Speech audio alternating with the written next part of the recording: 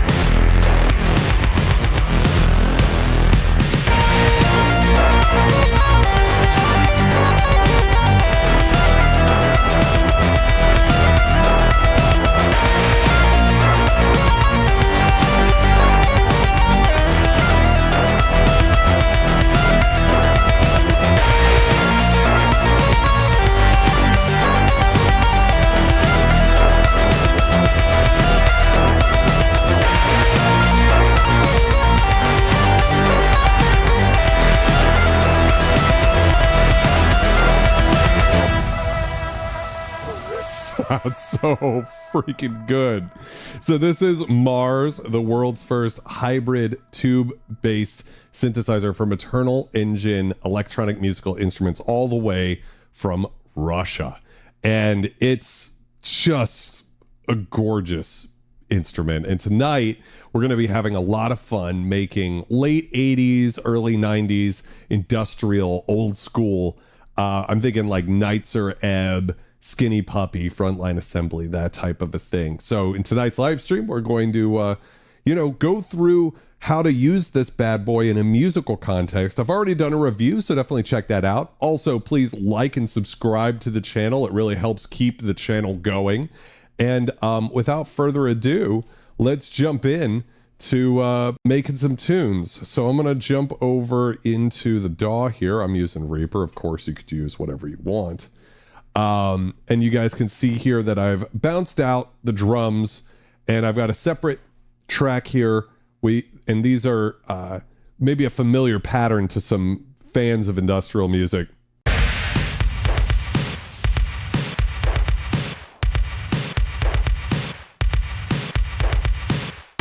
So that intro was all Mars. It was completely the synth. And what's interesting is if you're interested in the sound of it, let me get this fixed right there. Okay.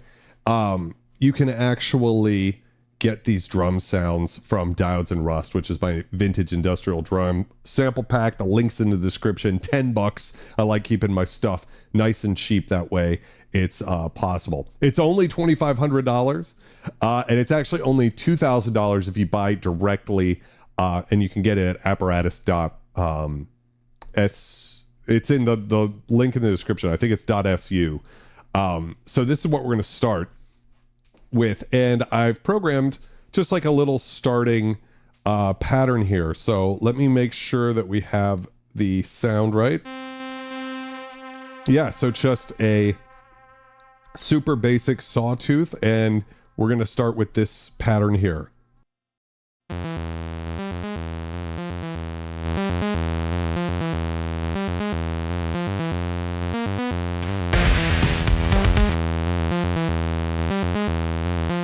So just very basic, and we're going to work our way up. Oh, nice. There's a summer discount code, summer 10, 2,500 from Perfect Circuit. So that's a way to go too. If you're domestic here in the United States, yes, I'm controlling it via MIDI, going in the back, and it does have an RPN and all of that. Someone was asking about SysX and everything. So why don't we start making some sound? So the first step that I want to do is kind of emulate the sound that Nitzer Ebb used for joining the chant, and the way they did that was they used a Roland SH-101, and that synthesizer is capable of pulse width modulation, and it also has a sub oscillator. So it's a one oscillator and sub oscillator voice. DeCarmick, I would say this synth is built like a tank. And yes, you could break a tube, right? But you could just bring backup tubes with you because they're not expensive. Mark, welcome. How's it going? Can I get a scum cheers in the chat real quick, guys? Cheers. I appreciate everybody who makes these streams amazing. I will have to see. I don't know the one you're thinking of right off the top of your head. So the SH-101 had pulse width modulation and a sub oscillator, and then they layered it with a DX7. So I thought that would be a great way to start making a patch here because we have 4 oscillators to play with, meaning if you think about it, we can do pulse width modulation, a sub oscillator, and then 2 sine waves to create an FM mono patch. So we can do that all before we even start talking about the filter. Yeah, it's a lot of fun. So the first thing we're going to do is oscillator 1. We're going to move it to pulse mode and bring it all the way down. And when we play it now,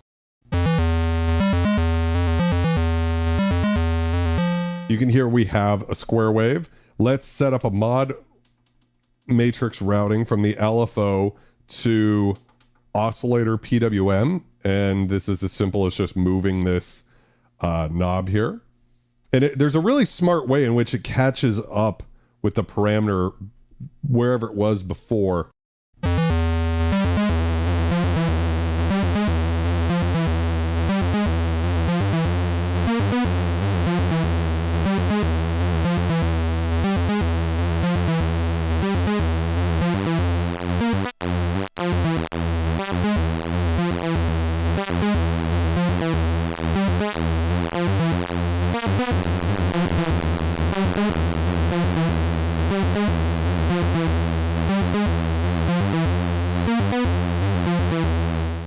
So that sounds great. We can go to the level and turn that all the way down. Oscillator 2, level all the way up.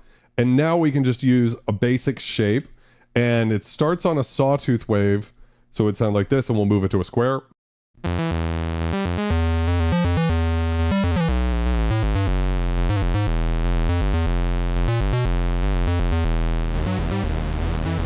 And now we have our, did I get that right on? There we go. So we have our basic PWM and then a sub oscillator sort of sound. Except I fucked it up.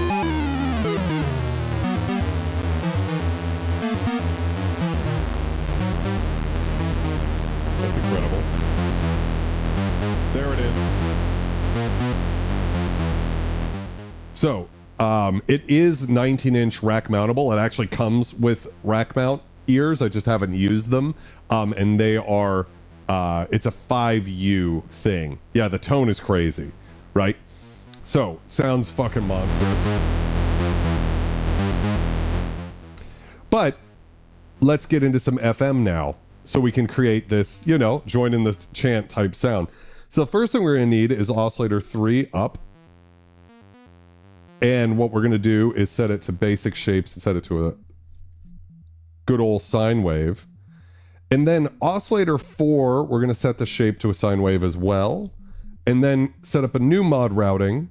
And we're going to use EG1, envelope generator 1, which we're going to use for the filter. It kind of auto routes to that. And we're going to set that to oscillator 4 to 3 FM. So as we increase this,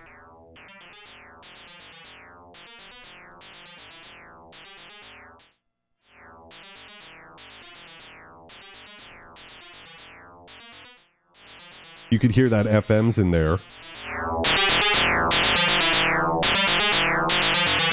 And now we can just use this envelope over here to get that working.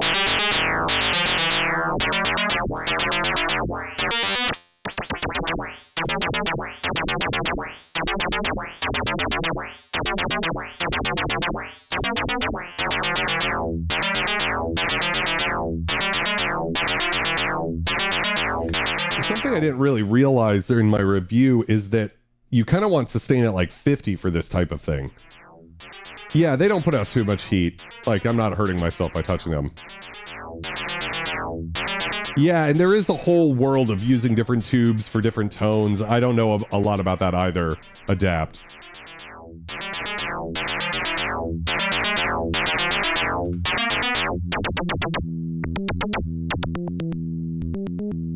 And so we can set the FM amount here up if we want, if we get a little bit more. Like a little bit, and then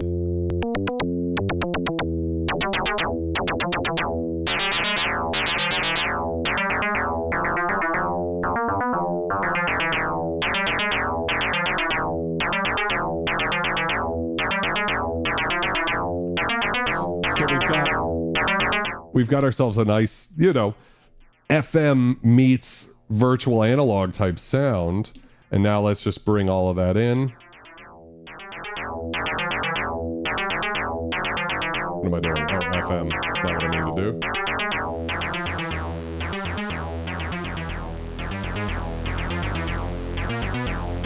And you'll also notice it smartly adjusts the volume of all of these.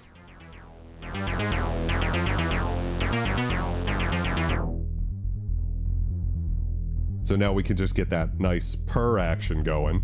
I love a good purr. Set that. EG1.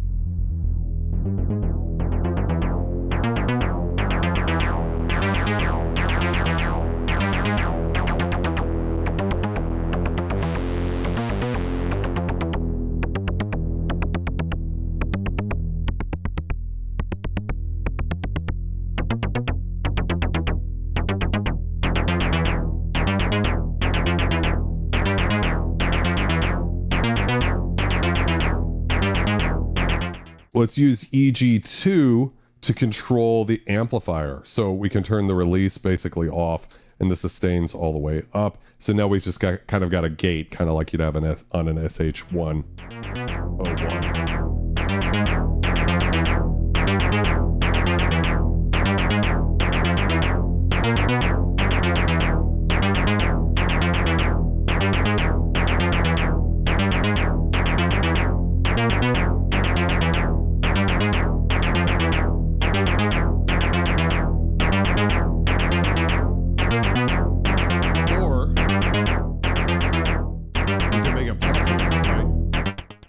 We can control the pluckiness.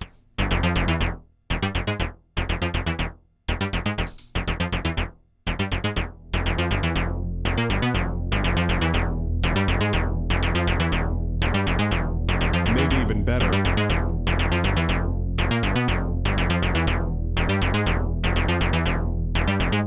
How fucking nice does that sound? Now, with the drums, it sounds like this.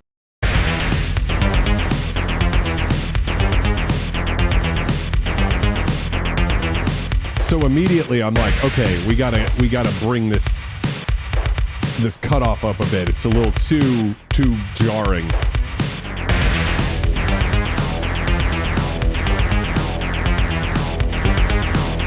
Tune the decay.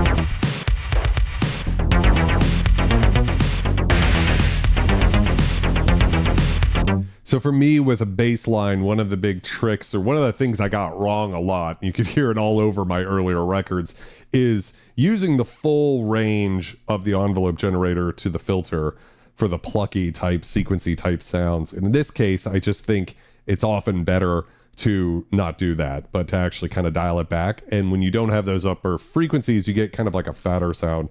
And, comparing this to like the Polyvox, that's something I can say is this is going to get brighter than a Polyvox can go. So you want to be kind of thinking about that.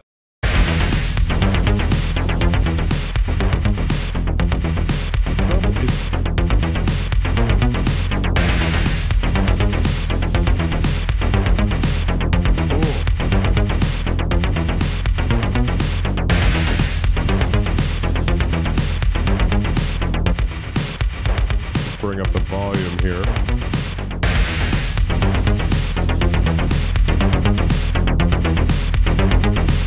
Oh, sounds so good.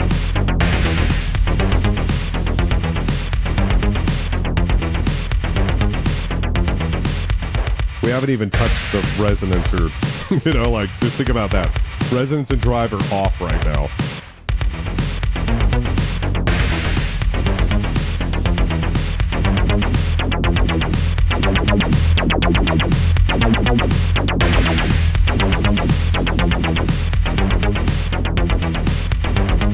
Somewhere around there.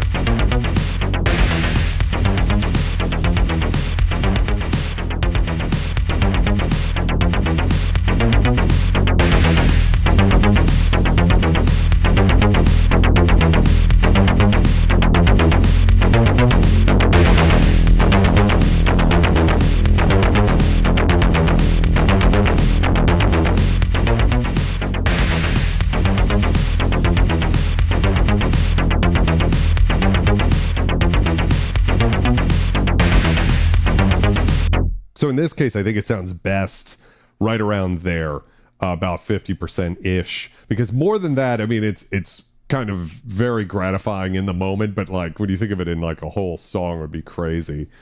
Can I get another scum cheers? Synthonic asks, how many different waveforms at a time? Well, you've got your 6 waveforms to start with: sine, triangle, sawtooth, square, pulse, very narrow pulse. Then you've got your pulse width oscillator, you've got your ensemble oscillator, and you've got 4 oscillators at once, so each one could be its own thing, and we'll do more of that. I mean, in this case, right, we're using pulse width modulation, basic shape square, sine wave, using FM, and using the filter envelope to key the FM amount, right? So it's pretty cool. It is a good way to end the song. And also, what I like to do, and this is the type of thing that I just hate that hardware synths have the advantage here, because there's no reason you can't do this stuff with software, what I'm about to describe, which is just grabbing the knob and kind of moving it as you go. But for this type of music, it really does help to just record that. So what I'm going to do in the DAW over here is I'm going to create a new track here, and we're going to just call this bass. We're not going to be crazy about it. And I'm going to mute the parent send and then send it to the bass track. And I'm going to monitor input. I'm going to disable the input, and I'm going to record the output mono. So what that's going to let us do is record ourselves this bass line. And I'm going to just go for, what is this? A pretty good amount of time we're going to have checking it out. Yeah, so we've got Mars Media. We've got 4 CV inputs. What else do we have? Actually, I might as well just look around the synth here. Sorry for the clicking here. We've got MIDI in and out. We've got USB in for the editor, which is in beta. We've got an auxiliary input, which is huge. 1, 2, 3, 4 MIDI, and then gate. And I think that's a trigger I'm seeing over there. But basically, you've got everything you could want to do this sort of a thing. So what we're going to do is just, if I do this correctly, we should be able to just record ourselves.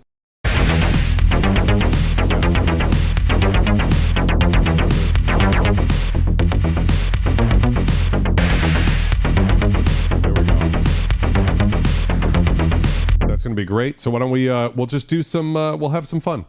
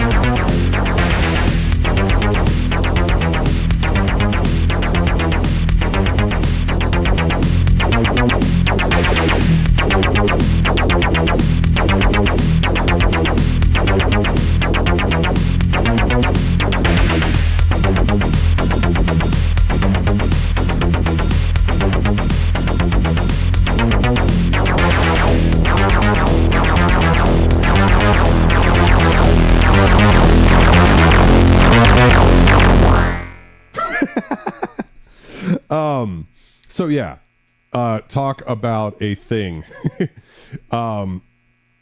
So let's bring that back down. Now what I want to do is I'm going to mute that real quick and just kind of figure out the good baseline for the baseline.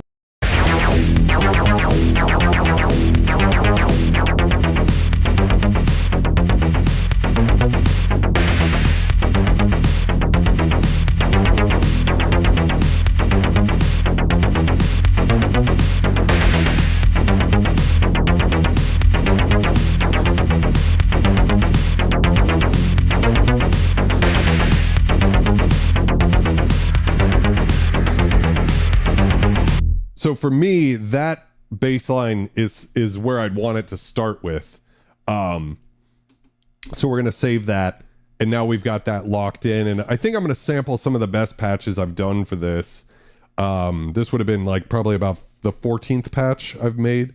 And that'll go in the next Legendary Synth Sample Pack Volume 3 when we finally get there. I'm going to get that. I'm going to get my patches for a few, just like 5 of each. I don't want to, especially for the modern stuff, I don't want people to feel like they can buy the Legendary Synth Sample Pack and it will replace getting an instrument like Leviathan, for instance. I mean, obviously it won't do that.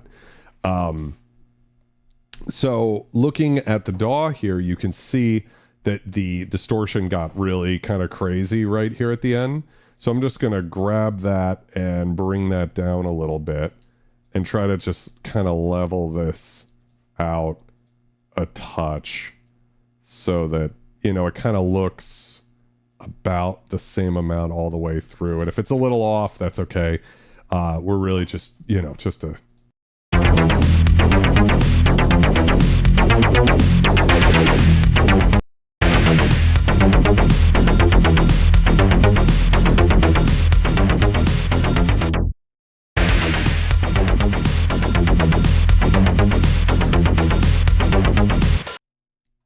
So, Mark, for me, the way I do the sample packs is just $10 for 100 patches.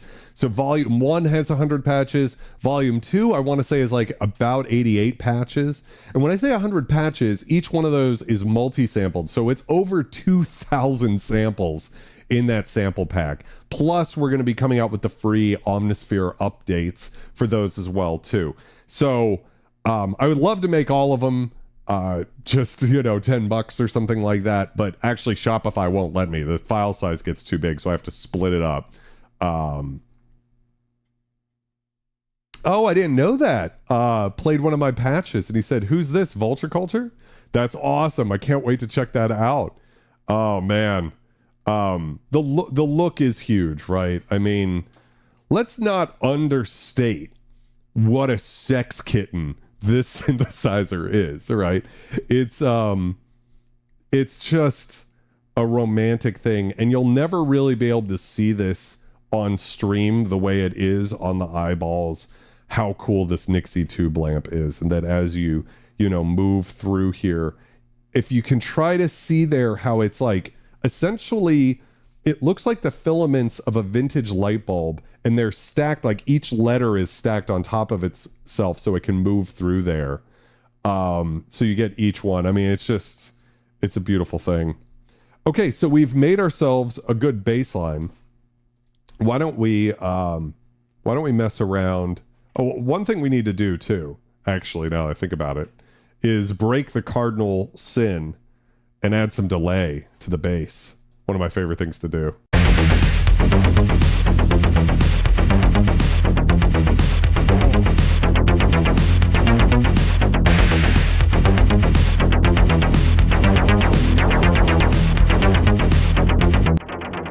Yeah, great. I'm using Valhalla delay on the tape setting here, so you guys check this out real quick. These are my settings. So Valhalla delay. I'm using duct tape with 50% ducking. 700 and 500, that's about what you can get out of the real tape delay. I want to say the real settings are like 300 and 500, something like that for the 3 tape heads. Cheers, guys. And of course, I've got the real tape delay, but you know, I thought about using the PCM 41, which is the Same delay unit that Skinny Puppy used for this stream, but then I was like, well, let's just make it about the synth. Mars, yeah, it's digital oscillators, right? So they're not voltage controlled oscillators. And Nixie, I didn't know what Nixie tubes were either, but it just is this type of tube, I guess. This is a thing. And these are Soviet manufactured and just gorgeous. Just a really special thing. So now what we can do is I'm going to create a new track here, and we're going to set the input to 10. I have this running in 10, and we'll call this Mars Raw. There we go. And I should have a thing here. And I just need to put monitoring input. There we go.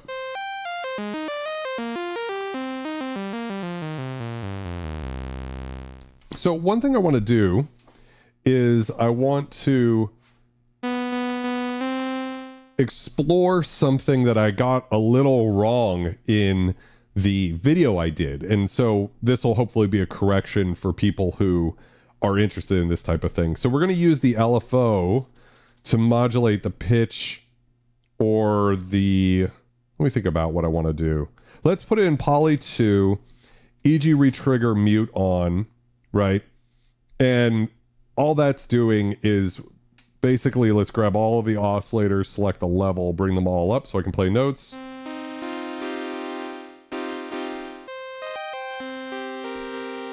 And I can go to decay and bring the release down a bit.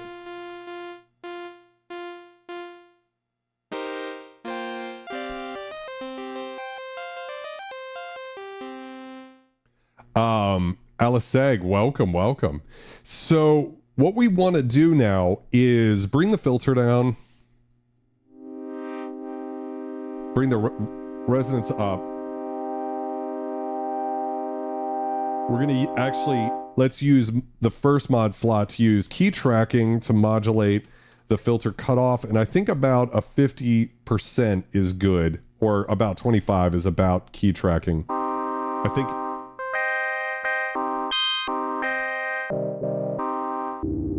You can hear how it's more or less tracking the inputs here. I suppose we could turn all the oscillators off and see if we could create that. I appreciate you subbing to the channel, Alice Egg. It sounds stupid, but it really makes a big difference when people subscribe to the channel, so I really do appreciate you. Let's see what's the direction we want to go in.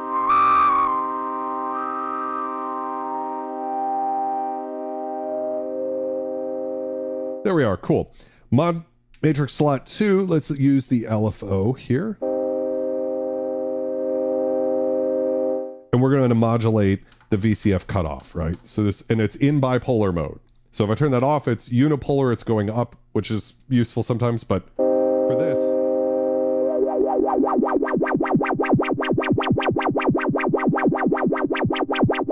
That'll give us that. But what we want to do is go to sample and hold.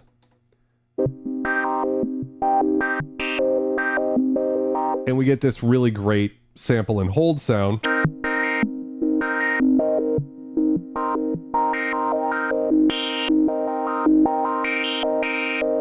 Send that to some delay.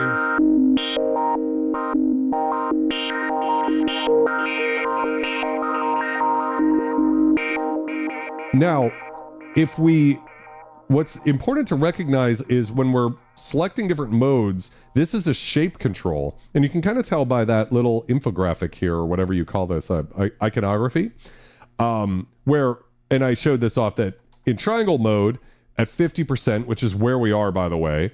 So if I set the knob to 50%, it's a triangle. If I go to the left, it's a saw down wave.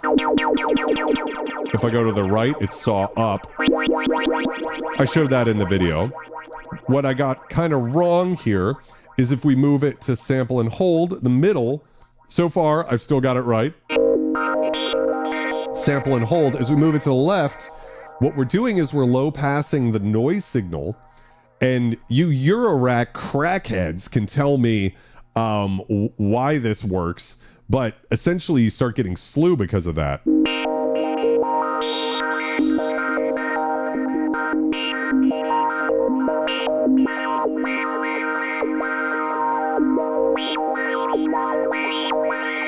So you start to get that beautiful,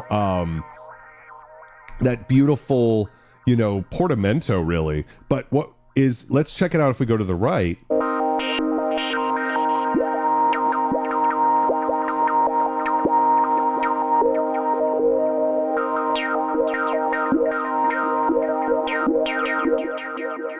So Alexander, the creator of the synth, was explaining to me, and I hope I'm able to get the idea across, so you can kind of hear it.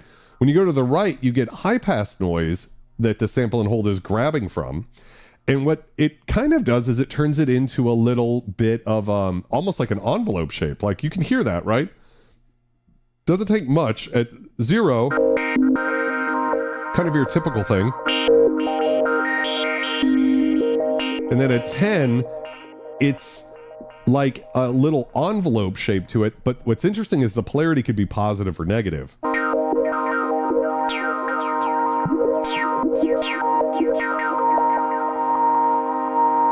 And if we go all the way to the right, we just sort of, I probably have high passed the noise so much that there's nothing to grab.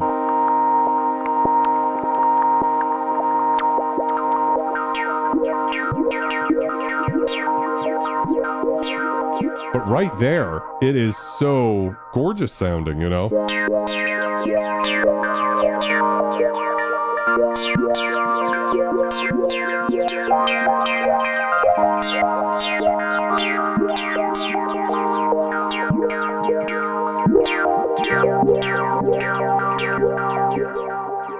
I'm curious what it's like if we put it into one shot.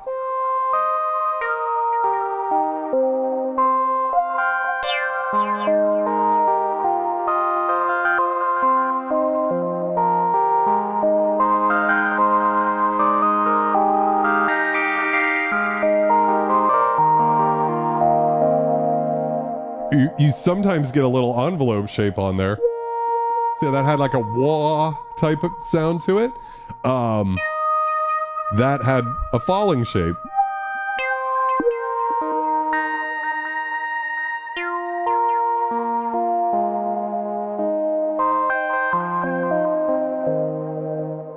Let's go to oscillator 2.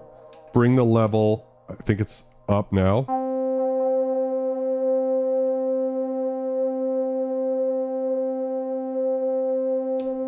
Level up. Oh, I see.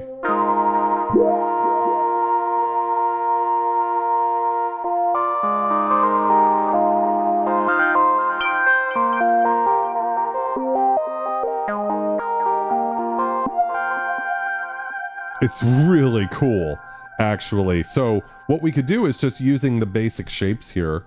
Oscillator 2, we could make this a square wave, right?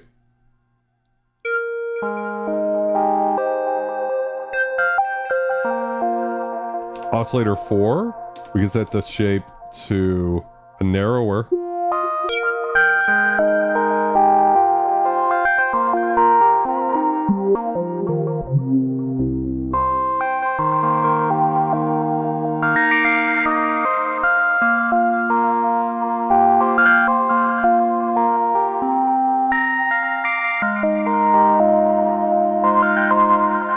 And oscillator 4 or oscillator 3 is a sawtooth still, but we can set the semitones up a 7th, let's say.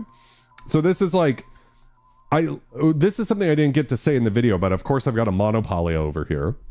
Phenomenal synthesizer, but it's got one really frustrating thing, which is when you put it into poly mode, it always starts with VCO 1 and goes 1, 2, 3, 4. And if you take your fingers off the keys, it then just goes back to VCO 1. Whereas here, we can get that behavior with Poly 1, but Poly 2, it just keeps rotating. I literally got the Tuba Tech mod for a monopoly. I sold my monopoly and bought a new one, got with Tuba Tech in it, so that I could get Poly 2 mode into it, because it's like, then you can do this wave sequencing thing.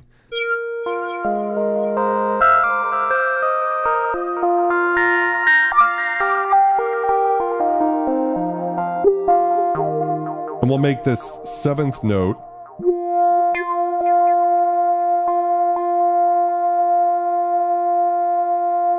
We'll make the shape a triangle, actually, I think would be more fun.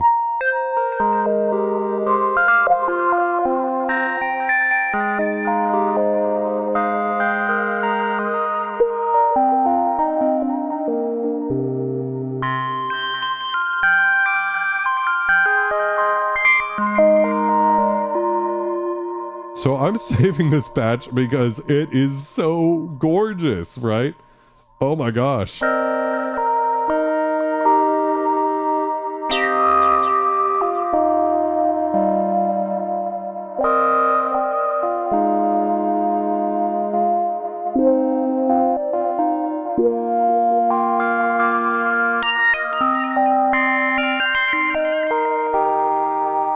We could take it off of, you know, one shot and...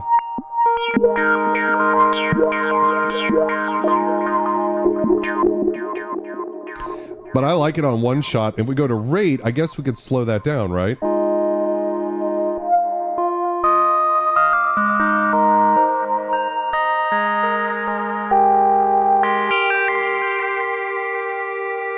The warble helps for sure.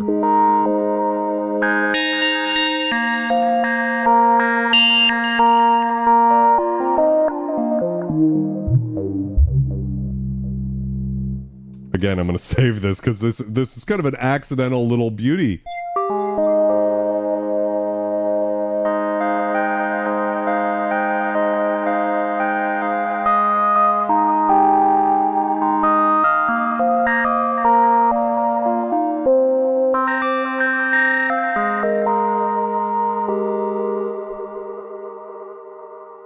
Oh my God. So unfortunately, I'm not sure. I'm not really sure this is the type of patch we're gonna be able to use in this brutal industrial track, right?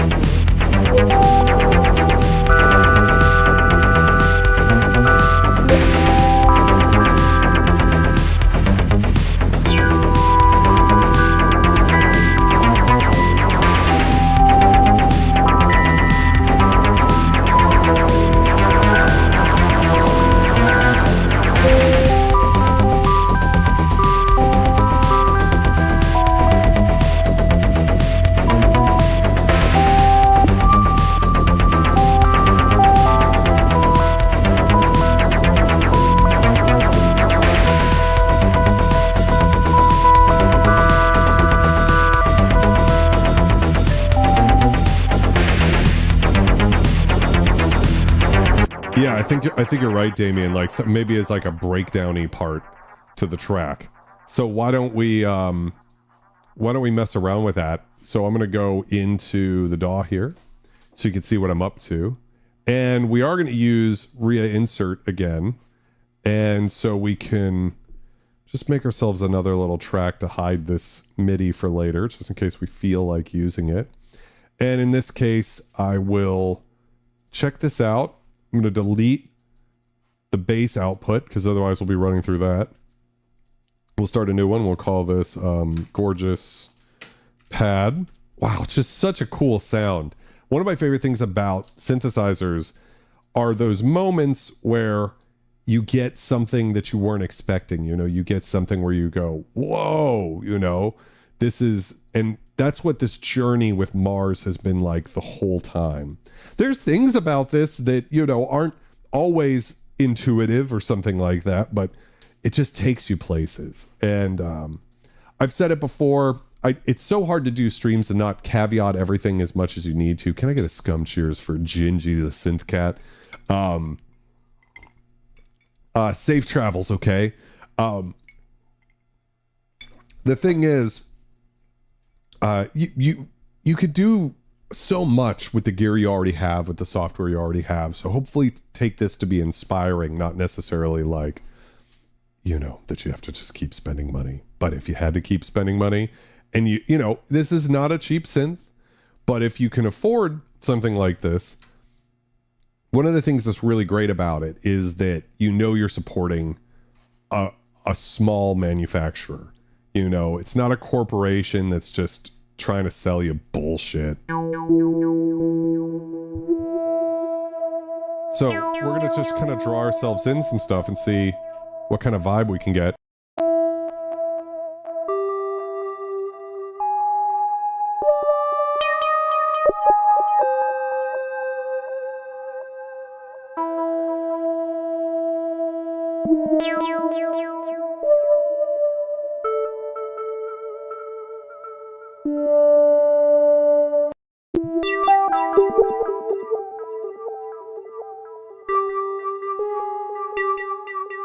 eighth note seems pretty much as good as we're gonna, like as fast as we're gonna get with something like this, maybe.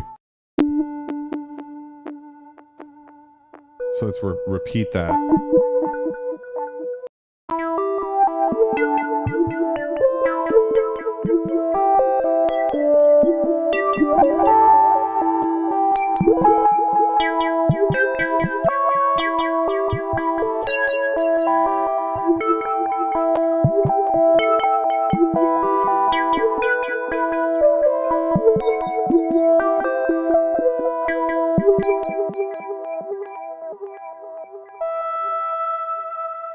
Actually, we could probably get maybe a 16th note up the octave there. See if that kind of adds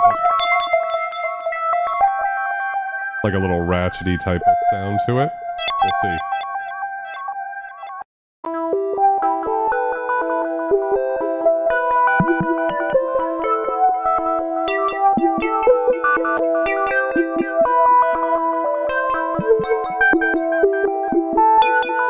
It's so cool how by setting up the patch like that, what you get are these beautiful random variations because it's not a perfect pattern.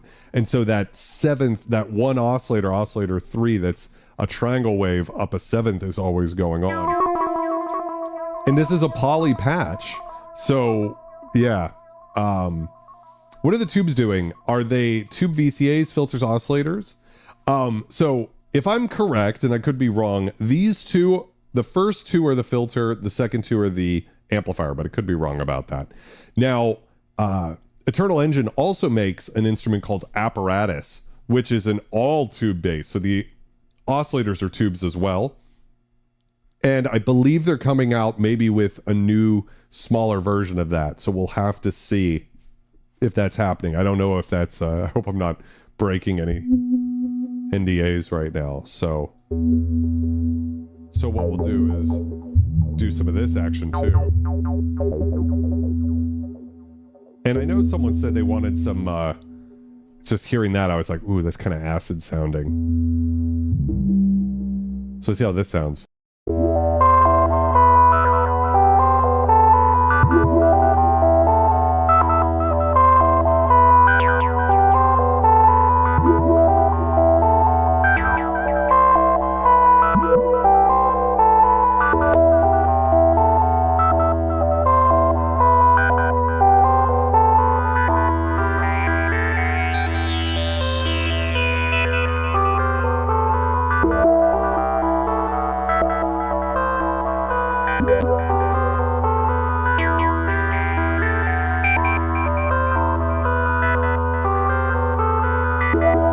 No, the VCAs are vactrol-based, actually.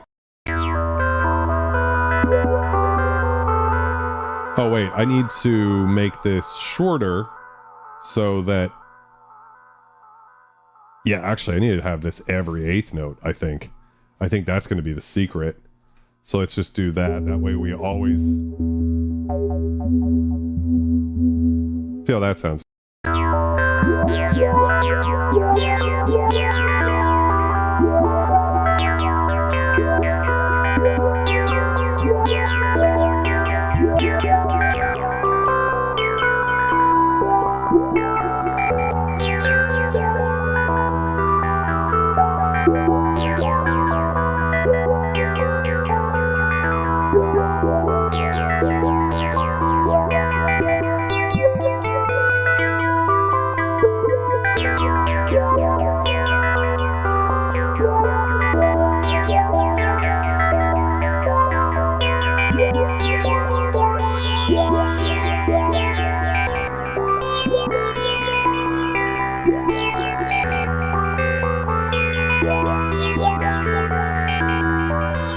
I mean, what a thing.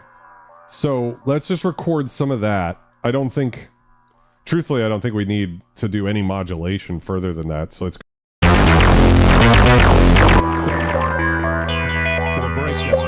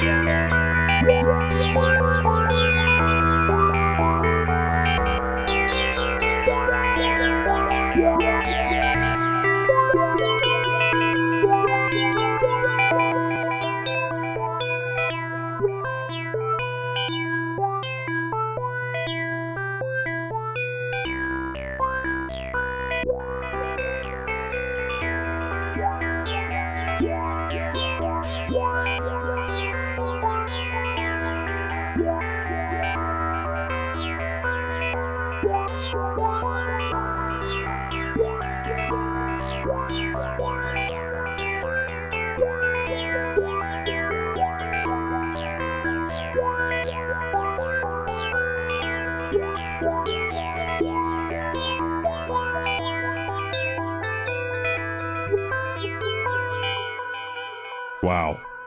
Just beautiful sounding. So one of the things that I love about this synth versus when I'm working with the vintage synths like these behind me, these three in particular right here, they don't have any patch memory. So going or working backwards can sometimes be a little frustrating. For instance, we recorded that bass part, but now we're kind of going in a new direction with this song because this is, you know, yeah, that's the thing. I want to go through this and kind of work on it a bit further. So we've got this great, gorgeous pad now. This kind of needs its own thing. So what I'm going to do is we'll save this as bass first pass, and we'll bring this down here, but we're going to mute it and just kind of forget about it because we might not end up using it. We'll turn the bass recording back on and then bring up the Mars bassline here, and then we can move back to our previous patch. So we've got that saved and see what we got.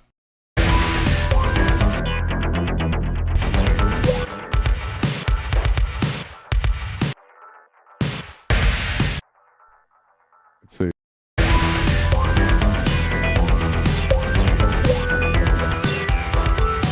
Send this to the bass.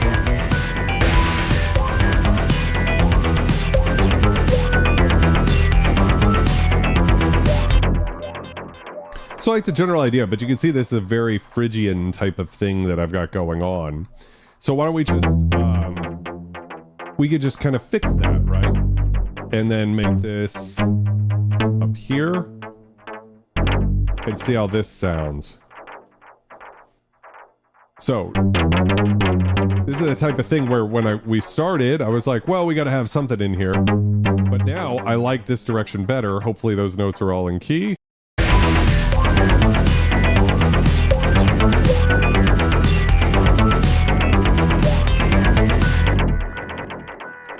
You know, and this is a perfect time to bring in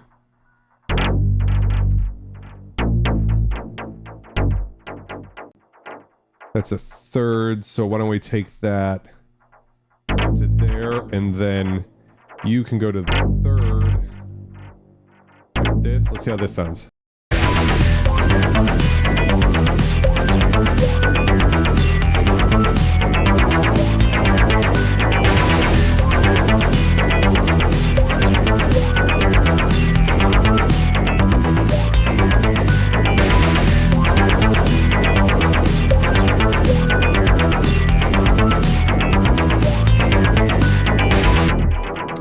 Too much. You don't need all of that.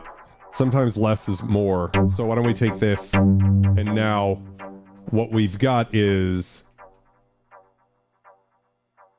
on, what is it here? If we compare the, let's see, the MIDI of this, what do we have? The last two, so we go 6 bars and then the last 2 go down. So here, I'm going to use a trick that's fun to use in Reaper. So we're in E natural minor. So I have those notes selected, or actually I guess it's all of these notes here.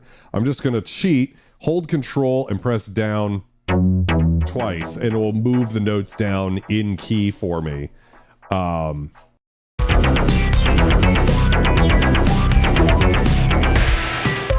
we go.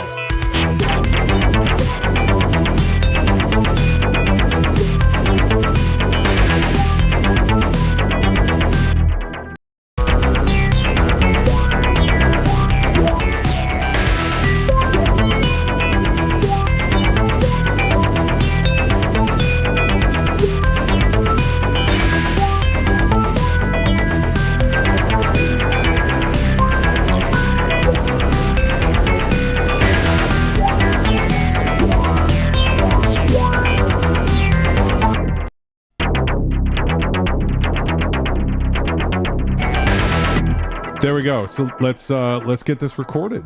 Fuck it, you know. Let's experience bliss.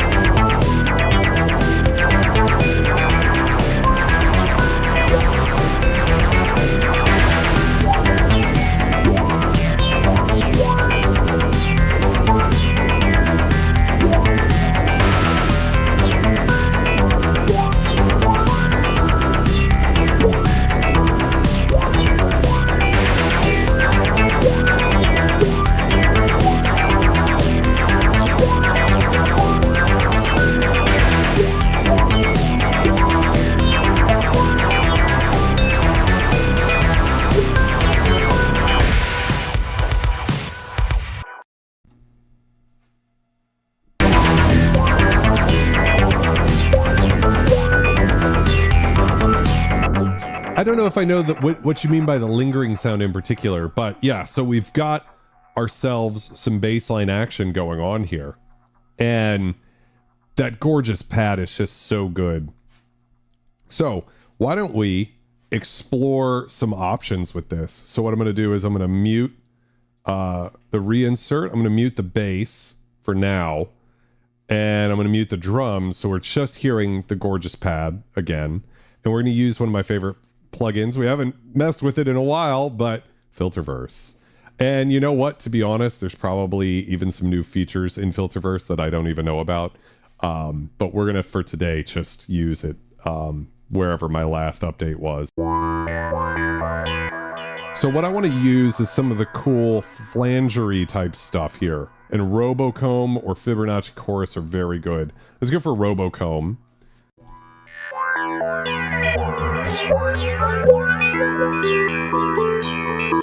And we can use a sequencer here.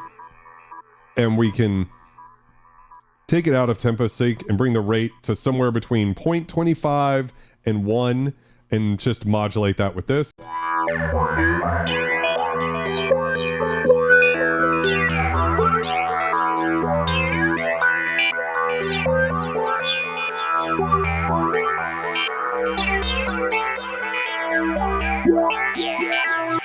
So that sounds gorgeous. But what we can do now is if we hit this little dial here, we can make it so that the left and right amounts are moving differently. So this is basically how the chorus in a Juno works, where you have one LFO that's sending positive voltage to one BBD chip in the left channel and negative voltage to the BBD chip in the right channel, and then they flip as the LFO goes. So we get the super stereo sound.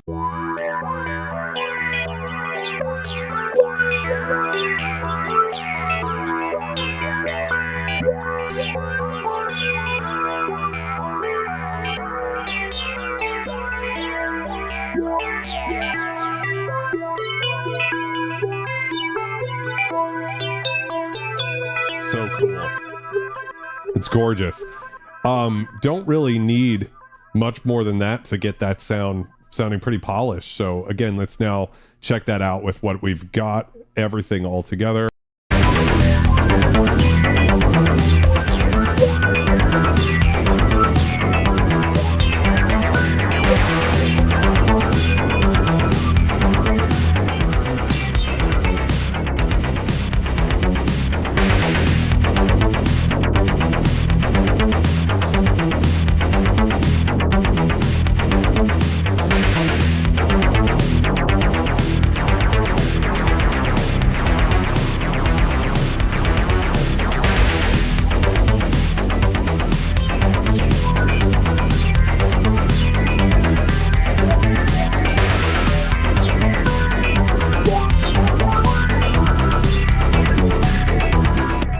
So I am hearing one thing, is a little woofy in the low mids. So we're going to open Pro Q4, you know, just, and I'm expecting to see something right around here that I want to pull out.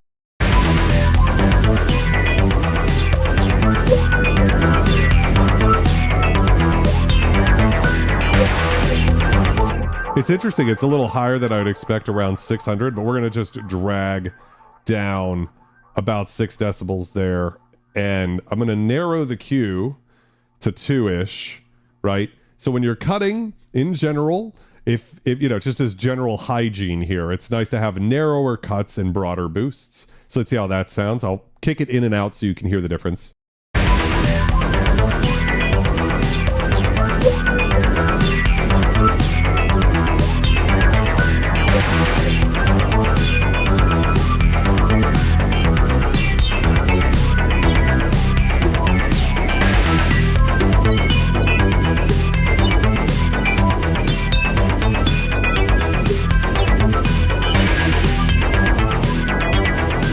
Great example though is that you don't always want to do that, because actually in this case I think it needs the broader boost, because those sample and hold peaks could be all over the place.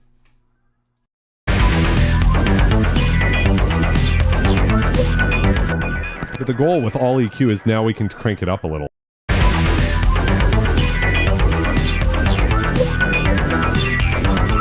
It's still a little peaky. So guess what? We can solve that just with a little compression. So Pro C3, really great. Look at that value right there. So 4 decibels, we got 5 decibels of compression. It's fine.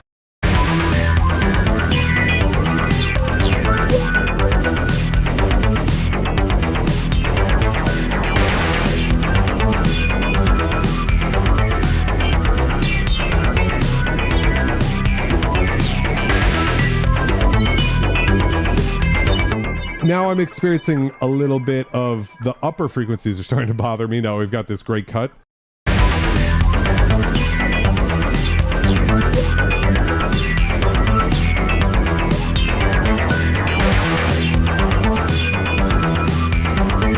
probably that 2.5 there. It's probably giving me a little. So I'm just going to pull a little out there too.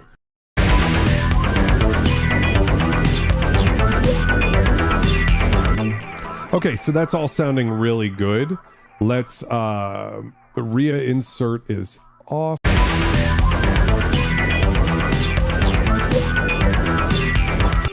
Now, what we can do is turn our friends Mars Raw and Leviathan on. And now we have a blank patch.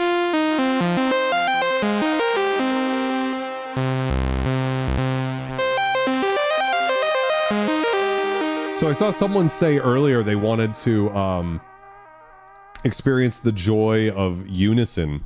So why don't we do that? We haven't really explored that too much. We did a little bit on the first one, but this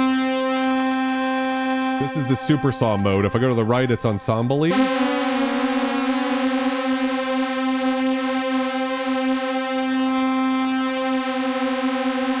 the left is more JP8000.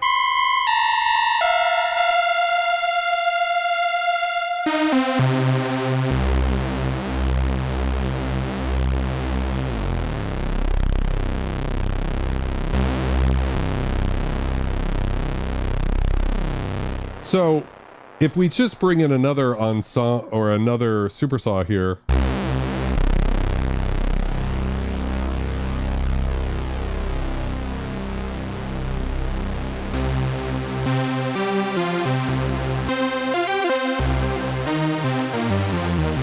it's a pretty big, you know, trancey types of sounds. Hey, B, how's it going?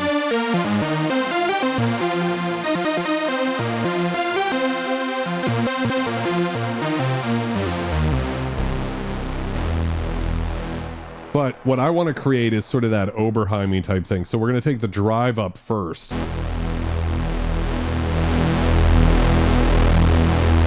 So we've got a lot of crunch already in the sound before we've even really messed with the filter.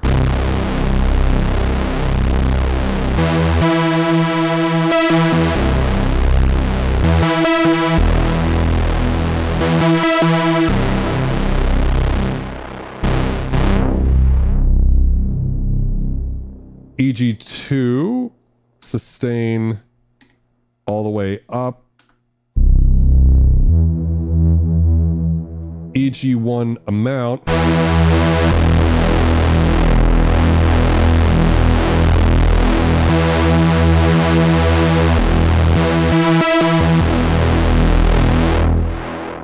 Sustain on EG1 down.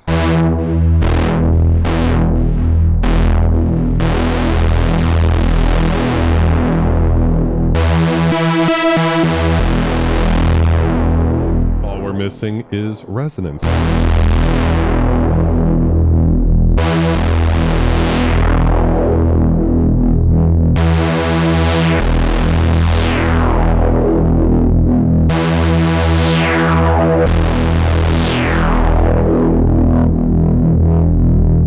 I heard someone in the comments say, bro, all you gotta do is get any valve overdrive and it's going to sound just like that. And it's those types of comments that just really eat my asshole as a YouTuber, because it's just like, what the like, I don't know how to respond to someone who thinks they're going to buy that $100 like cheap guitar pedal and they think it's going to sound this good. Like that's like the hard thing about this space is that I don't want to break anybody's heart if I'm talking about their favorite instrument and it's not my favorite thing or something like that. But B, it's like there's just this belief among people that like all the instruments sound the same. There's no real difference. There's no reason to pay for anything. You know, and I guess I shouldn't let it bother me, but you know.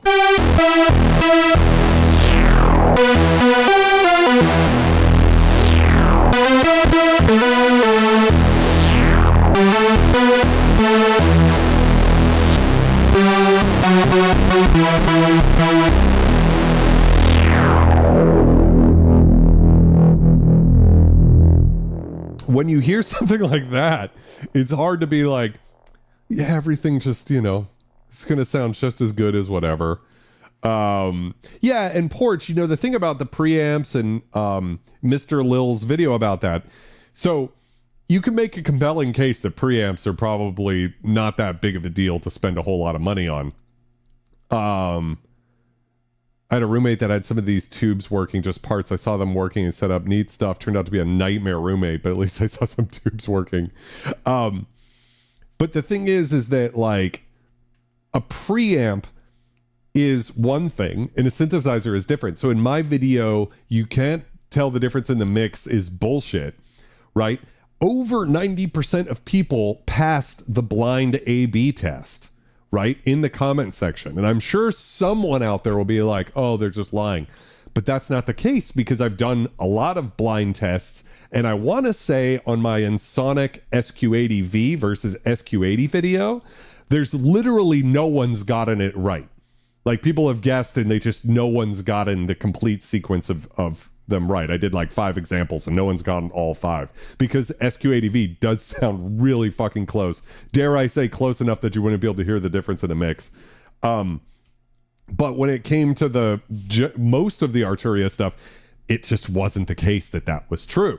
And so that's one of those things where I think there's like a dogmatism, or it's just important to think about all of this stuff with nuance because sure, maybe a preamp, there's no reason to worry about the difference between them. When it comes to guitar pickups, maybe there is or there isn't. Maybe when it comes to like tone wood, I think is a thing for guitarists where they're like, there isn't much of a difference between what kind of wood you put in a guitar, especially if you're playing like metal or something like that. But the thing is, synths, it's like in principle, I get it that digital should be able to do everything analog can. I mean, when you think about the fact that what you're listening to right now are ones and zeros sent over the internet.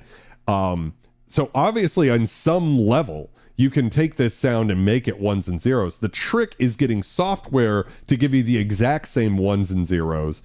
And, you know, the software is awesome. It doesn't mean it's identical though. And that's a big difference compared to something like preamps or even like I think guitar amp simulations, like way ahead of synthesizer simulation as far as it goes. Anyways, I'll get off my high horse. Sorry for coming to my TED Talk.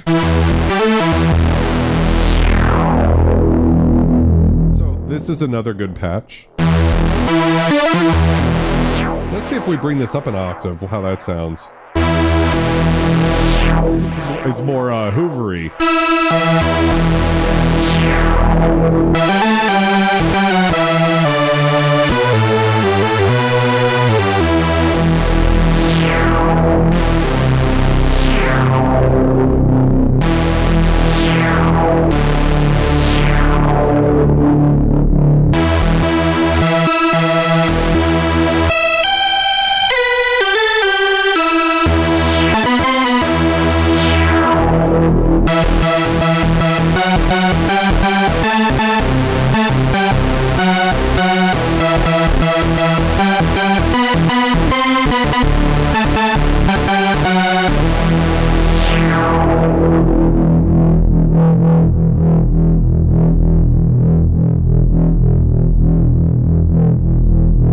It's fun to watch the lights flash in sync with that.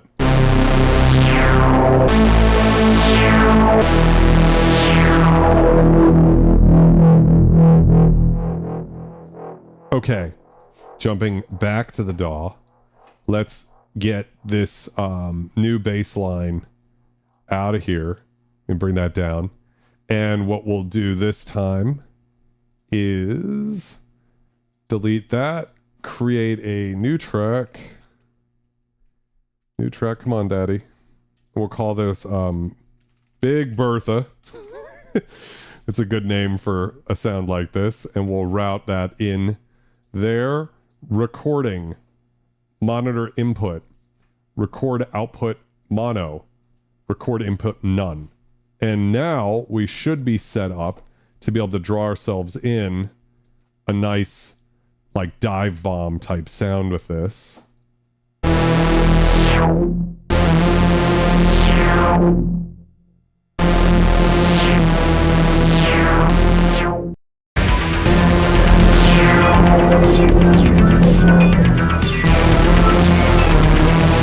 Am I off semitones wise here? That doesn't look right to me.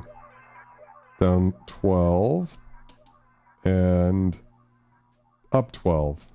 That's it.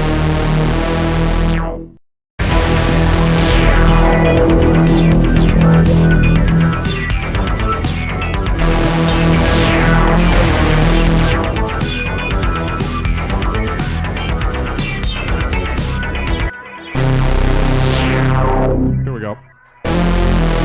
With these types of sounds, I've noticed EG2, let's bring the sustain all the way down and just like a really slow decay. Because sometimes we get so much of that low mid down there.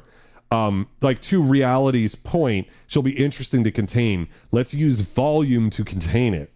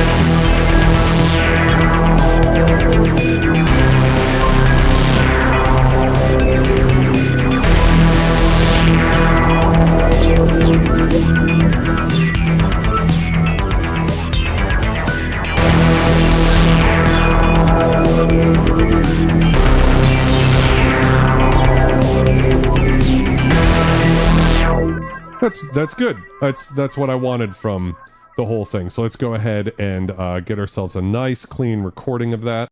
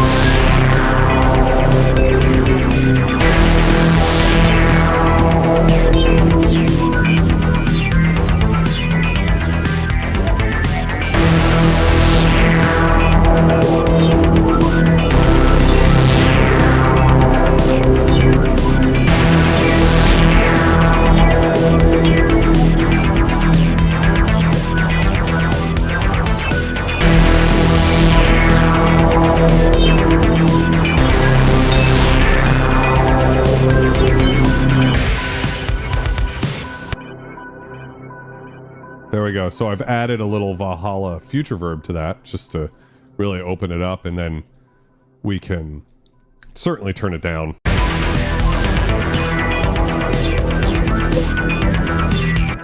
And, you know, it probably doesn't need the lowest bit there, so we can just use a low cut here. And we can do a pretty, let's do a 12 decibel per octave cut. at 100. That should be fine.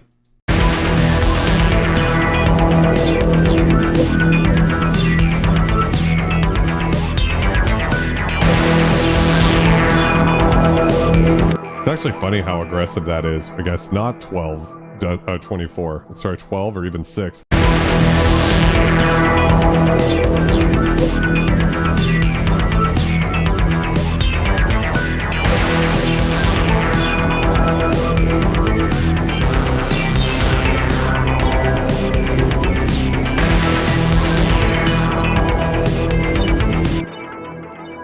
We need something to make it wider. So what should we use?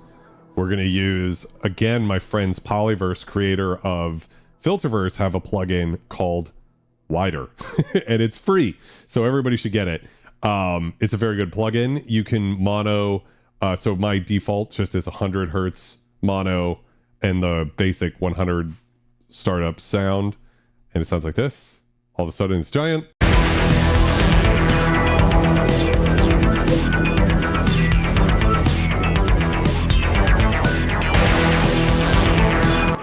To my ears, it's actually so wide, we could probably dial it back to like 50%. So there's still a little more center to it. How many? So it would take 12 Pop-Tarts to cover this whole thing. So, you know.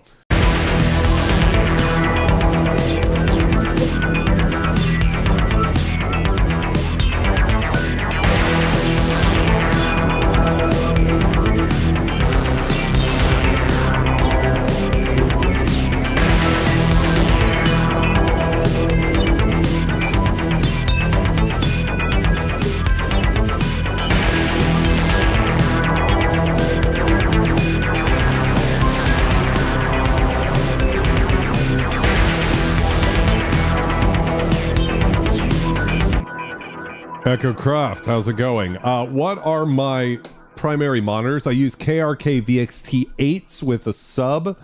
Would I buy them again? No, but they are what I've had for so long now. I've had them for like 20 years ish, almost 20 years, and they're just kind of like, I know how they sound. I know what their problems are. There's a lot that is not perfect about the frequency spectrum I get from these guys. So to a certain extent, I actually trust these, my Dan Clark Audio Aeon Flows, a little bit more, but I also use the KRKs. Like just going back and forth between them helps me out. I can look that up, D, because Alexander, the creator of the synth, told me what type of tubes they were in the initial email he sent me. So let me look them up. He also, it's written somewhere, but I'll just try my best to, come on, Gmail, load. I've never had Gmail load slower. So let's see here. She's really taking her time. Let's find it. Okay, I'm just looking for the first few here. Here we go. It uses 6N1P and 6N2P dual triodes. So hopefully that's good for your roommate to know. Probably about the size of a wave state, yeah. Yeah, I mean, I think, so the thing is like right after KRK made these speakers, the VXT8s, that's when they started making the Rockets and stuff, which are like kind of the lower end. I don't know. I've never, Nixie tubes. Yeah, that's a funny way to say it. The NS10s of our generation. I think that they're fine. I wouldn't buy them again. There's better options, but like they were expensive back then. Like I don't remember how much, but they were like, I paid basically full price. And what you could get speaker wise nowadays, from like Barefoot and Focal and companies like that, you can get so much better shit nowadays than you could back then.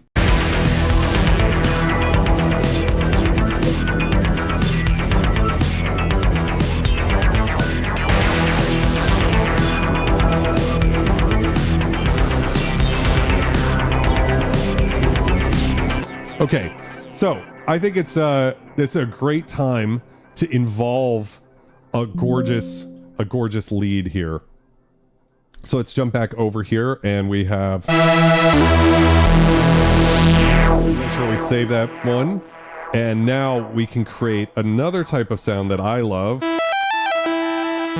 Now, honestly, a fucking boring sawtooth would be a pretty good jam.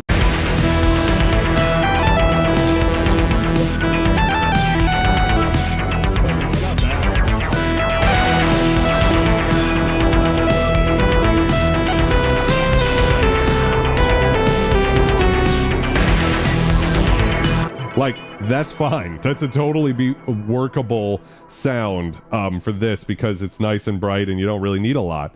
But what I would like to show you is the type of sound I don't often get to do on this channel, because one thing about most of these vintage synths is that if they have like a snarly character or something, like the Polyvox, the Yamaha CSs, the Monopoly definitely snarls, but they don't really have distortion built in the way that this just inherently does. So we can get some really cool harmonics out of this. So again, let's go to mod slot 1. And before we even start, let's take key tracking to the filter and we'll set it to 100%, which I think is like plus 25 on this. I could be wrong. And then we'll find some fun frequencies with some resonance here.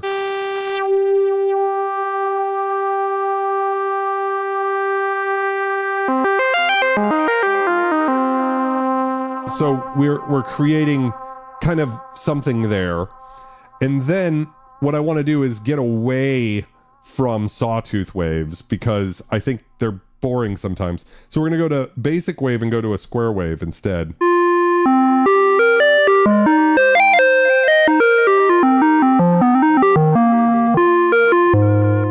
But now we're a little, that's like way too warm. So what we need to do is bring oscillator 2 in, and this will be interesting. And we'll go to basic and pick a narrower pulse. So this is one of those synths like the MS-20 or the Mini Moog in this mode where you don't have any pulse width modulation, right? You just have like the different shapes. You have to be in pulse mode to get that.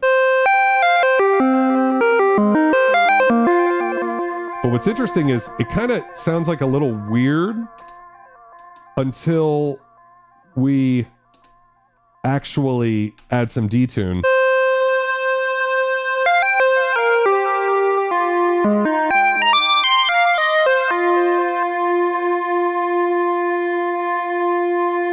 And like very little is necessary. Something someone said is like, oh, it's only 8-bit because of the number of values. And it was confirmed by one of the guys, one of Alexander's friends, that even though this display has like a maximum of 100 values, that the actual internal values are much more. They're 12-bit. So there's many, many values. I think that's over 1,000 values. Keith and I were talking about this the other night, and I've already forgotten what the number of values you get from 12-bit.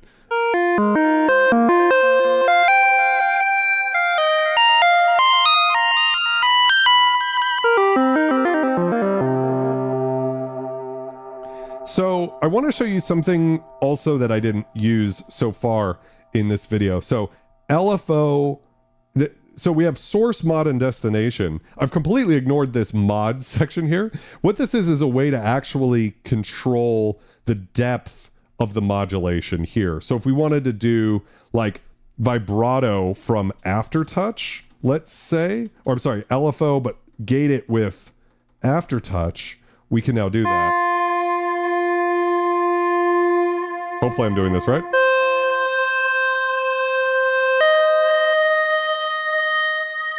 I'm not doing it right. Maybe I do it this way.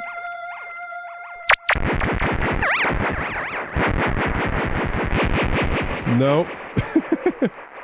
Let's try the mod wheel and LFO. There we go. So we don't need much.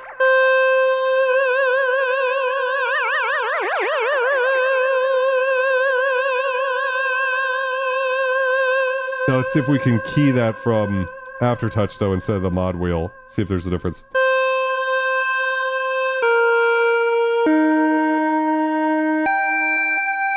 I can't really tell with this particular synth.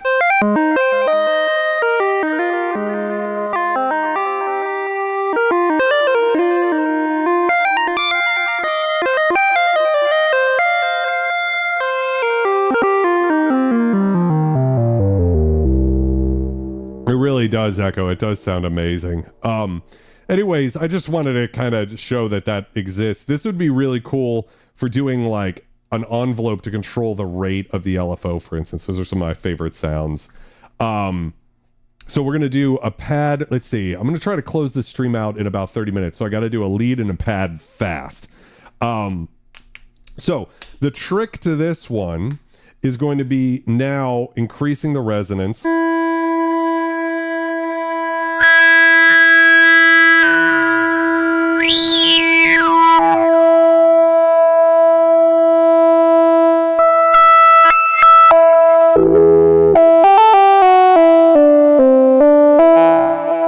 So you could hear that we're getting some weird sounds, and that's because the filter is self-oscillating now.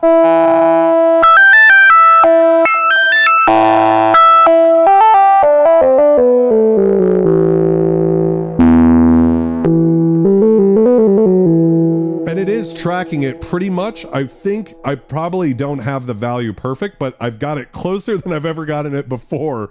So it sounds good. I'm going with it. And now the trick, we just need boatloads of distortion to make this sound rip like a guitar amplifier.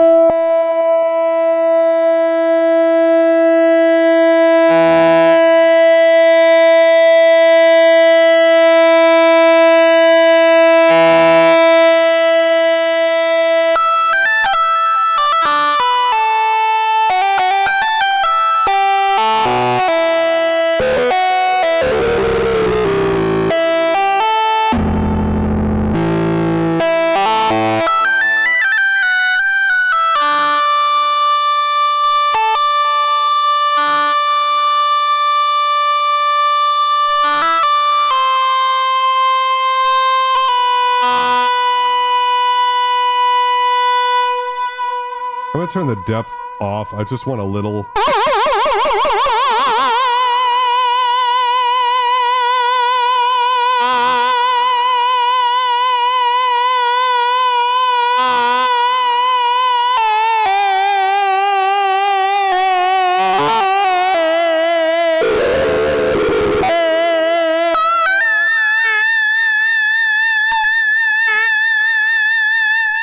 Yeah, I mean, it's ripping everybody's ears apart right now. I understand that, and I'm sorry. I'll turn the volume down a bit.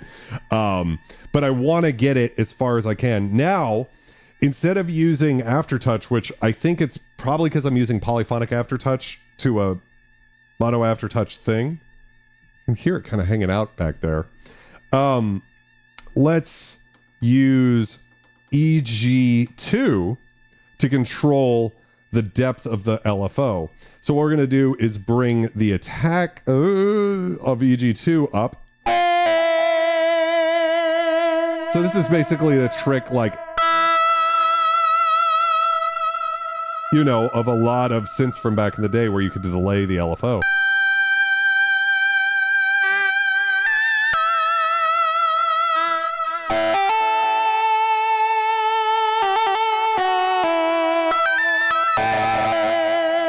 I love those weird little, like you get a little glitch here and there. So what I'm going to do is we're going to just record this. We're going to raw dog this into the DAW because we don't have time to fuck around. So I'm going to just make sure this is recording correctly. Okay, so recording disable. But for you, we should be able to do it. Let's see. If I press record, what happens?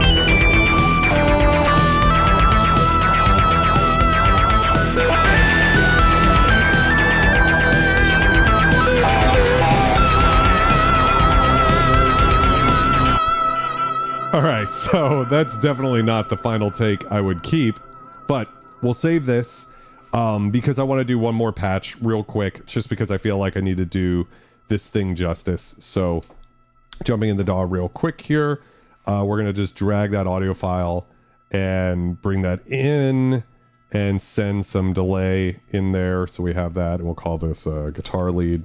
So this is the type of sound I love to do in software, right? Where you could, and sometimes with bit crushing, it can be very cool. Playbook Show Me says $3,500. What synths are you buying in 1 hour that I don't already have? Or would you say like what I would recommend to someone?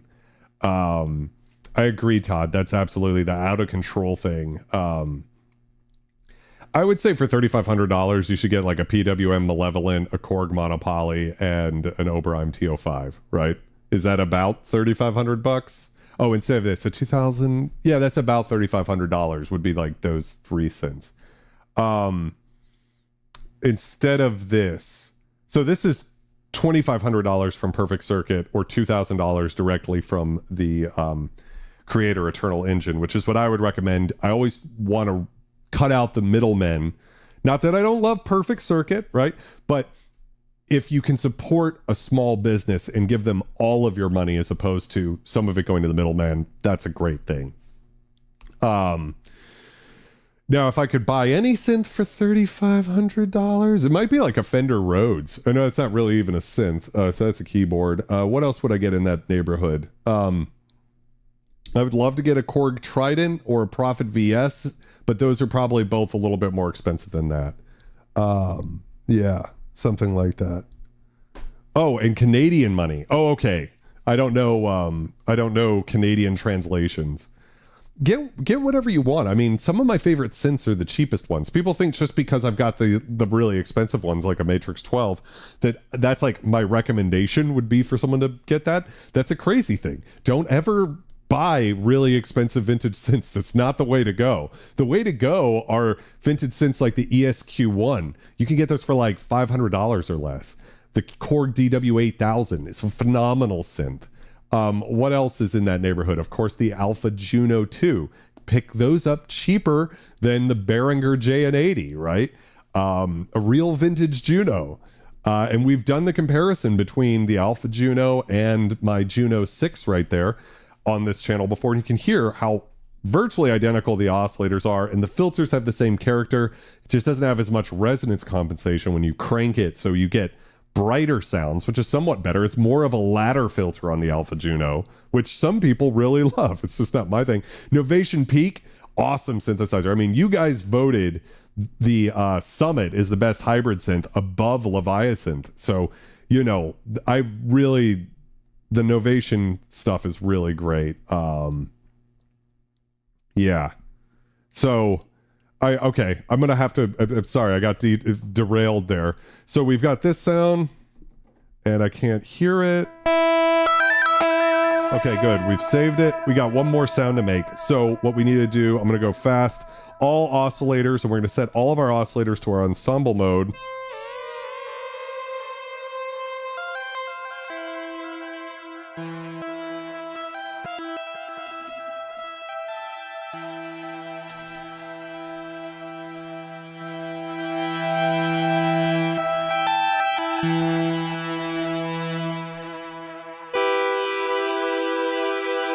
Turn the delay down just a bit for this. And what we want to do is now modulate. We brought the filter down a bit. Let's modulate the filter with the LFO. So LFO to filter cutoff, bipolar, so it's going to go above and below.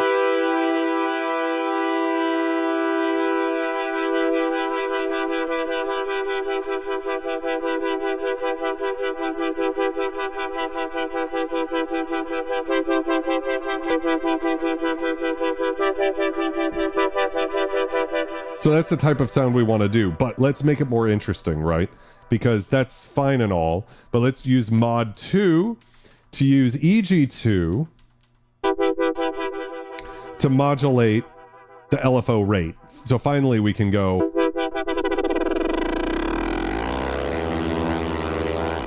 Jordache Jones. It follows in the great tradition of vintage synthesizers like the Monopoly and the Polyvox of putting the word poly on a paraphonic synthesizer. So it's paraphonic, meaning the digital oscillators and LFOs and stuff. That's the oscillators at least are polyphonic, and then they share the same filter, envelopes, and amplifier. So that's the answer to that. So that sounds crazy, right? But if we bring the sustain of EG2 down,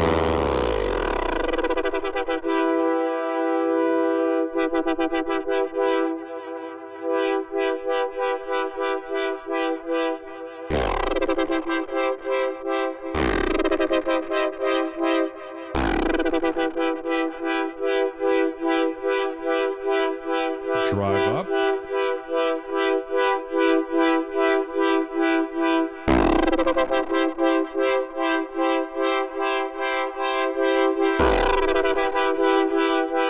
So for me, I want a little attack so that we don't have that hard hit, because right now there's like almost like a low note that's being created by the sidebands generated by that audio rate LFO. It sounds like a kick drum, right?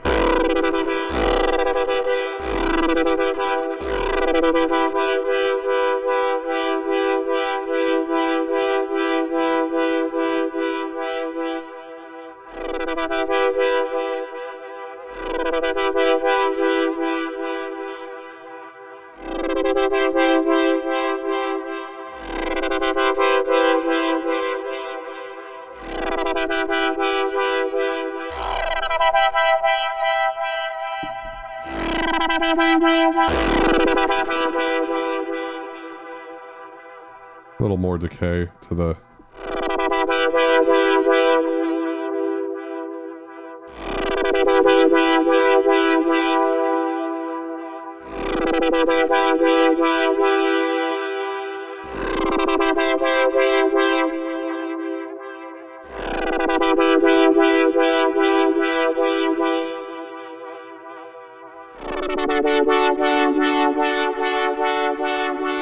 All right, so jumping back to the DAW here, that's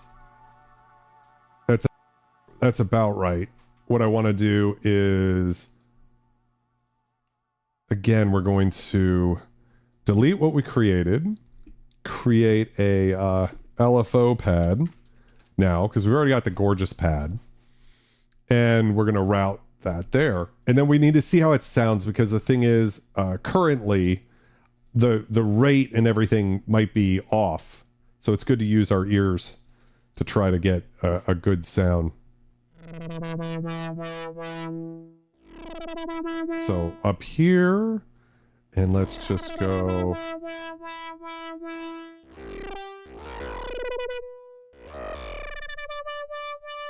Let's go for the 9th chord. Fuck it. Let's go 9th. Key snap, and then control down 2. So we're still in key there. And I think this should be right, if I'm doing this correctly.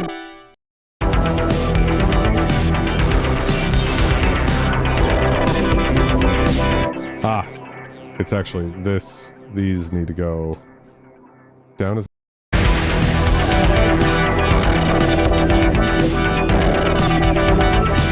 Okay, yeah, so too many there. Like this. These are going down now. Boo, boo, boo, boo, boo, boo. And then everybody gets stretched out. Love stretching it out.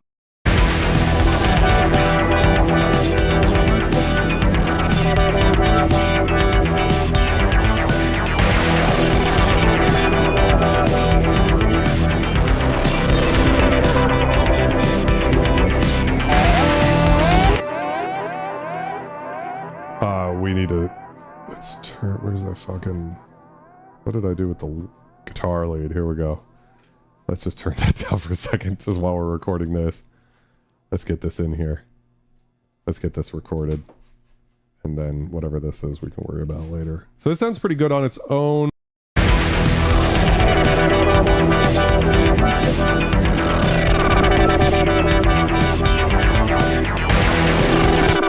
I'm to make the LFO amount here a little less crazy because we got the point across, right?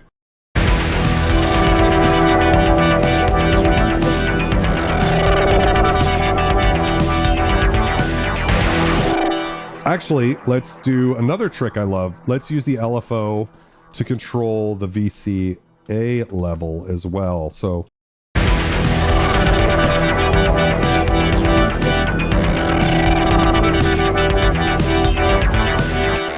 now we're not just modulating the filter, but we're also making that amplifier pump.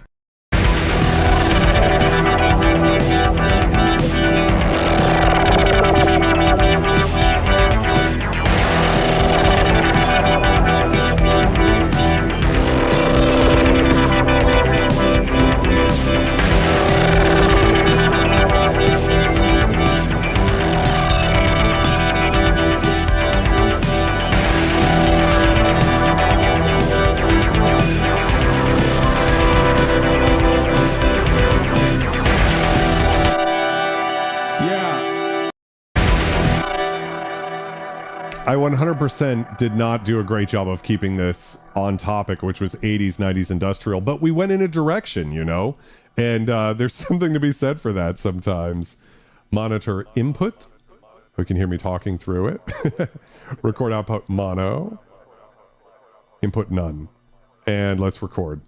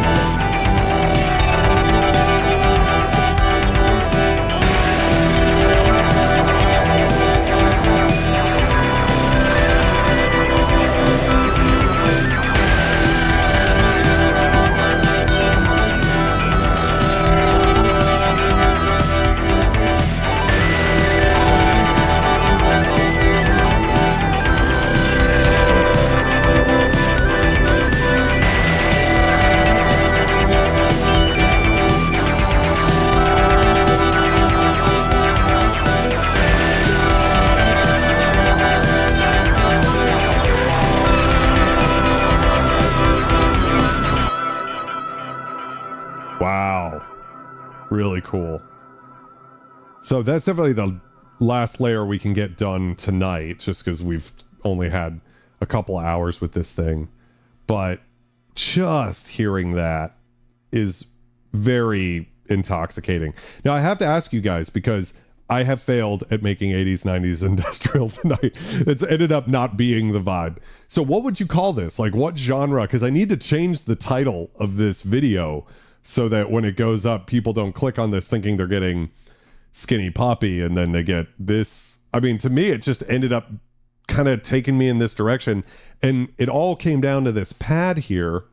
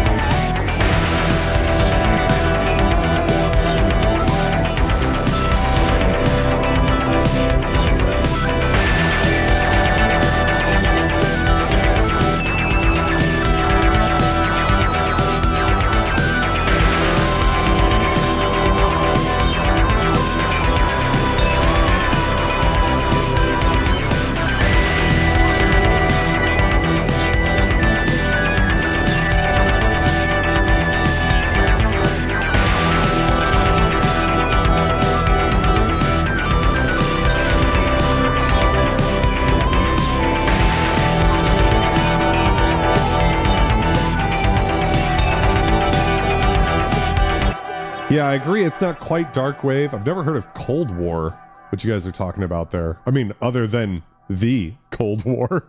But yeah, I'm really happy about the way. Yeah, it's a track, Alarock, for sure. Fallout Funk is a good one. I'll have to figure this out. I'll have to come up with a name. I don't know. Like, I'm tired of saying melodic EDM or EBM for a lot of my stuff, but that kind of is what I do, I guess. I don't know. It's like I usually have some aggression, but I also the thing was that just this synth took me in that direction, and I think I showed in my review how aggressive the thing could be. And so to get the opportunity to do something that was kind of pretty in its own little way, that to me is a very cool thing that we were able to accomplish tonight. So I hope it was as much fun for you guys as it was for me. EBM, not EDM. For me, I just hope that people support a small business. One thing that's been on my heart recently is that so many of these companies are corporations, and looking at other corporations, it's clear that at the end of the day, it's nobody's fault, but when you've got shareholders, you have to maximize profits for those shareholders. And so private businesses and small companies, now it's a $2,000 synthesizer that, has one filter. That is not what I would recommend for beginners. Like, if you don't own a synth, this ain't it. And I would even go so far as to say, for me personally, I don't see myself using this as like a one size fits all synthesizer. It can do a lot, but where I think it shines is in certain things that it does better than anything else. I think that it's so much more interesting to have a synthesizer that has flavor to it. If there's different strategies, right? If you want to own only one synthesizer that can do everything, maybe you should get a Quantum, right? And then you never have to use software again, and you can just do that. It's $6,000, but Lord knows I've spent more than $6,000 on synthesizers. On the other hand, if you're okay with a little software like Serum or one of the Korg products, or my personal fave's Omnisphere, but it could be anything, then I highly recommend getting something like, analog mono synth, or maybe even an analog polysynth, something like that. Just to have something that offsets that software flavor. And then, Pigments is great too. And then from there, you start kind of trying to fill the gaps. And I think, if anything, for when I think hybrid synth, my most conflicted hybrid synth that I've had on the channel is the Prophet 12. And yeah, I mean, we'll just talk to DeCarmick with all the issues he's been having with his Iridium. It's fucking crazy. I mean, for me, my issue with that, like, if you're going to charge that much for a synthesizer, it had better be amazing. And the same Moog does not get away free here, because the Moog 1 was a shit show. And in fact, it took InMusic taking it over at Moog over and porting over Alesis firmware updates to make the Moog 1 work. You can ask my friend Carl from Angel Spit. I have him on my shirt today. He can tell you about that. That's unacceptable. And companies that are going to charge that kind of price point, you can charge that much, but only if you can lay your entire penis on the table and say, this is the best synth, and you're not going to have any problems with it. If you're not going to do that, then you really can't be charging that kind of money, in my opinion. And Jordash, that's interesting. I think the Moog 1, I mean, Carl is a devotee. Another friend of mine, Vincent Presley, owner of Secret Records, he's got one, and he's been putting out some videos recently comparing his Prophet 10 to the Moog 1. It's been very interesting how good the Moog 1 ends up sounding. But anyways, I guess I'm rambling here. My point is, should a beginner be looking at this?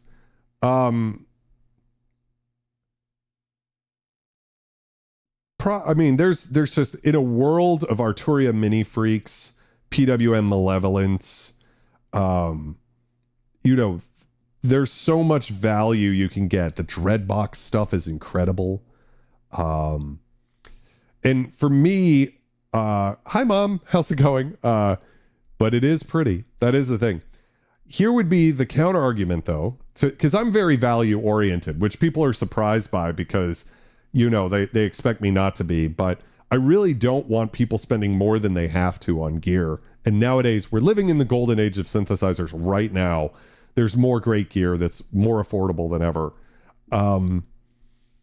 But this is something special, it's a one of a kind thing. I can't remember if I said this I can't make this knob wiggle if I tried, it's not a thing. It's, did I save this patch? I can't remember. I want to make sure I got it saved in there because it's so good. It feels like the creator put their blood, sweat, tears, heart, and soul into this thing. Something I didn't mention in the video is I said, hey, it would be great if there was a way to initialize the preset, because when you buy it, it actually doesn't have that. And so he said, great, let's add that. And so if you hold store down and hit cancel, it initializes a preset. It was as simple as me sending the guy an email, and he did it, and that's another huge advantage of working with like a small creator. And this is more like the Eurorack space is more like that. Like so many, when I went to KnobCon, I met so many small companies of really cool people who are like, hey, it's just me and my partner, and we're making this one module, and we're trying to see if we can drum up some hype for it and sell some units, and that's something like this. I just feel so grateful to have had the opportunity to show it off, because it needed to get shown off. There's some other great videos on it. I'm not like saying I'm the only guy, but I do hope that I've extended the reach of this thing. And I said it in my review, it's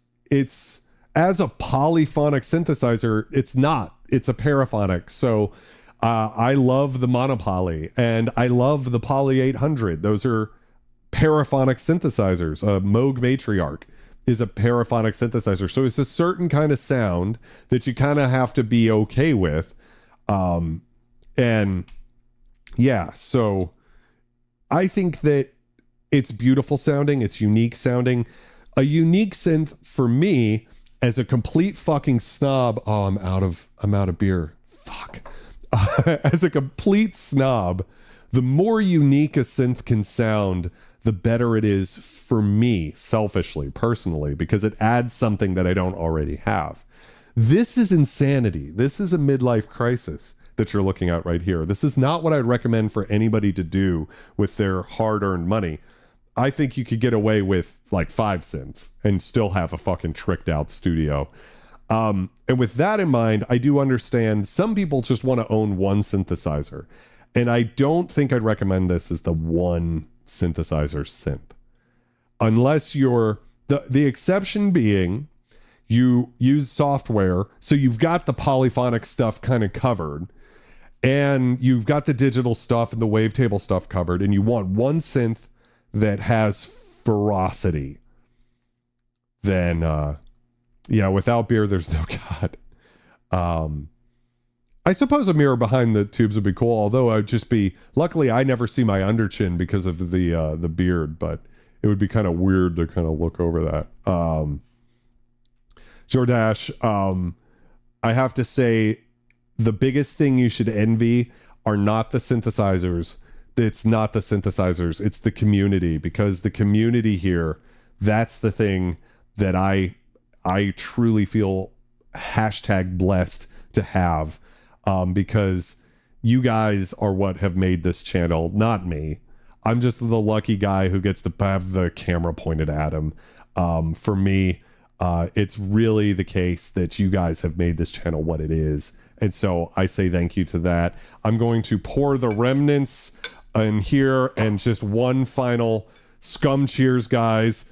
Thank you so much. It looks fucking pathetic, like mostly water and spittle, but that's okay. Can I get one final scum cheers, guys? And we're going to play the song out. Continue to be excellent. Next week, Proteus 2500. Is it a legendary Rompler? I'll see you guys then, okay? Cheers.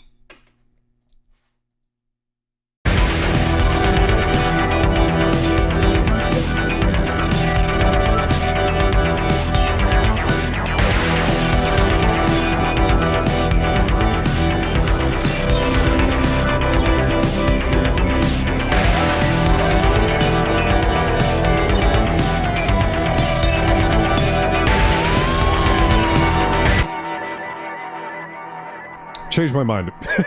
We're still going. Real quick, I'm going to do a quick arrangement here. So we're going to mute everything. We're going to start with no drums. We're going to then start with the gorgeous pad. We're going to bring in, I think we're going to start with the gorgeous pad. We'll bring the guitar in, and then we're going to bring in the LFO pad here. Yeah. And maybe the bass here. Just this is the most raw way to possibly do this shit. And then, yeah, this is all unmuted. So, yeah, that looks roughly right. That looks like fun. Let's see how this sounds. Okay, for real, guys. I'll see you guys next week. Continue to be excellent.